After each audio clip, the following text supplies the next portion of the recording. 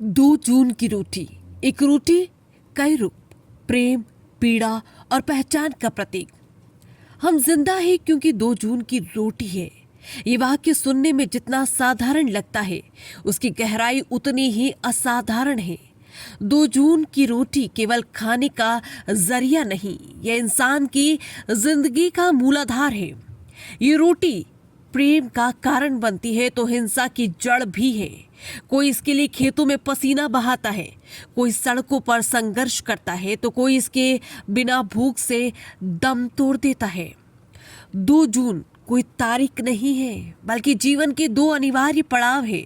सुबह और शाम का प्रतीक है, जिसमें हर इंसान कम से कम 2 बार पेट भरने की उम्मीद रखता है। इसी एक उम्मीद के सहारे वो दिन भर मेहनत करता है, अपमान सहता है और रात को चैन की नींद की आस में बिस्तर पर जाता है। रोटी यहाँ सिर्फ आटे से बनी चीज नहीं, बल्कि मेहनत, आत्मसम्मान और अस्तित्व का प्रतिनिधित्व करती है। सिनेमा ने भी इसे बखूबी समझा और दिखाया। 1979 में आई फिल्म 2 जून की रोटी ने यही बताया, रोटी केवल पेट भरने का जरिया नहीं, ये अस्मिता और गरिमा का सवाल है।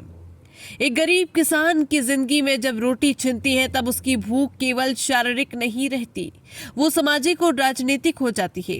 कई लेखकों और कवियों ने भी रोटी को अपने साहित्य में एक मजबूत प्रतीक के रूप में इस्तेमाल किया। मुक्तिबोध हो या नागार्जुन, फेज हो या दुष्यंत, रोटी ने हर कहीं भूख और अन्याय के खिलाफ आवाज दी है। रोटी से जुड़ी लड़ाई जन्म से पहले मां के गर्भ में शुरू होती है और मृत्यु के बाद शव को अग्नि देने तक चलती है। नवजात को मां का दूध देना और मरणोपरांत मुख में तुलसी दल रखना, दोनों ही जीवन के 2 छोर हैं। जहां भोजन एक केंद्र भूमिका निभाता है, तो ये वही रोटी है जिसके लिए झुग्गियों में हाहाकार मचता है और जिसके ना होने पर किसान आत्महत्या तक कर बैठता है।